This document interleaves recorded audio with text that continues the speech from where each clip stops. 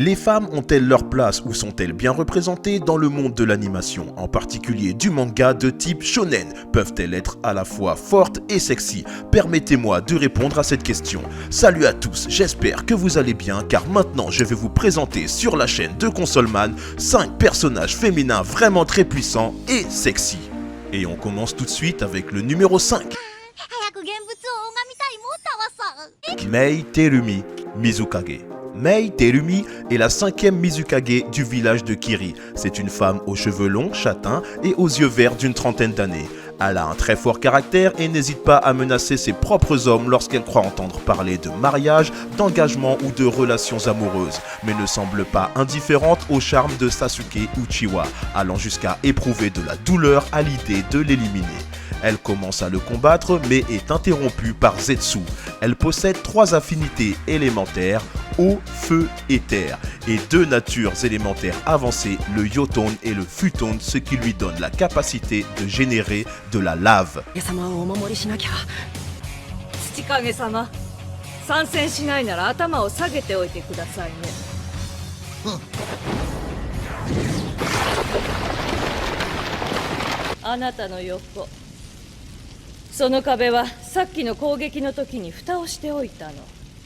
Numéro 4. Erza Scarletto. Erza Scarlett est une mage de rang S de la guilde de Fairy Tail, considérée comme étant la plus forte des membres féminins. Un an après la dissolution de la guilde, elle a été nommée en tant que 7e maître de la guilde de Fairy Tail, habituellement surnommée Titania, la reine des fées ou tout simplement Titania. Elle est également membre de l'équipe de Natsu et est une ancienne esclave de la Tour du Paradis. Elle est notamment la fille d'Eilen Belserion. What's happening? Her swords can fly! It's like they have a mind of their own!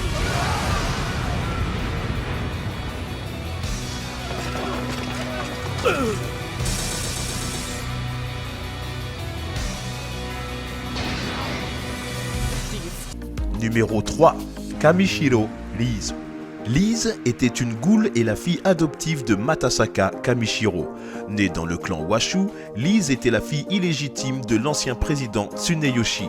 N'étant encore qu'une enfant, elle a échappé du clan et de l'organisation Vatsuki, une organisation secrète qui opère dans l'ombre et remplit un programme de maintien d'un équilibre entre les sociétés humaines et ghouls.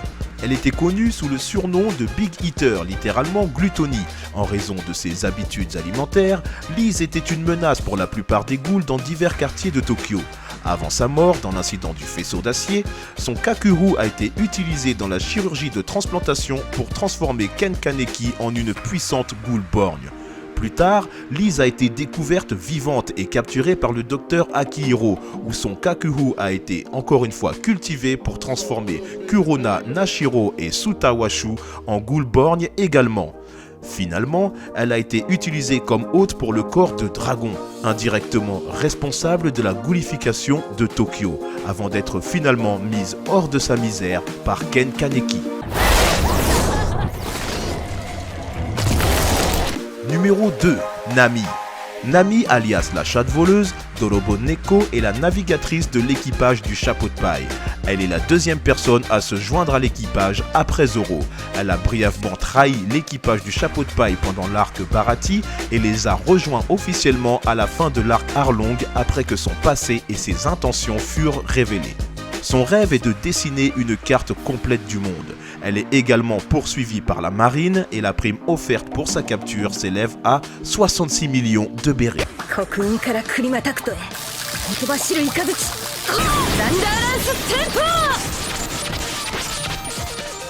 Numéro 1. Keimi Utsushimi.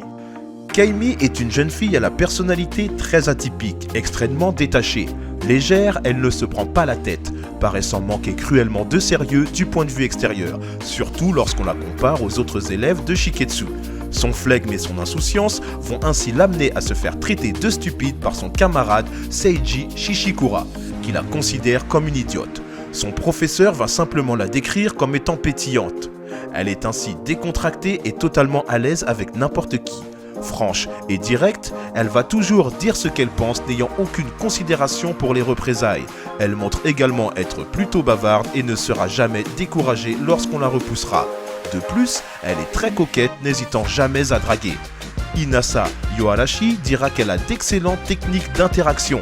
Sa façon de parler est aussi atypique que sa personnalité, puisqu'elle emploie des termes d'argot tendance, ce qui la rend difficile à comprendre par certaines personnes. Enfin, elle peut se montrer très drôle, sans même forcément s'en rendre compte, réussissant l'exploit d'avoir fait rire Katsuki Bakugo. Where'd she go? She couldn't have. All I have to do is tap you with a ball and that makes two! You think my quirk lets me disappear? No! That's not it. Deaf to my presence. Et voilà, c'est terminé pour cette petite entrevue sur les femmes puissantes et sexy du monde de l'animation et du manga de type shonen. Dites-moi en commentaire laquelle pour vous est la plus puissante et sexy.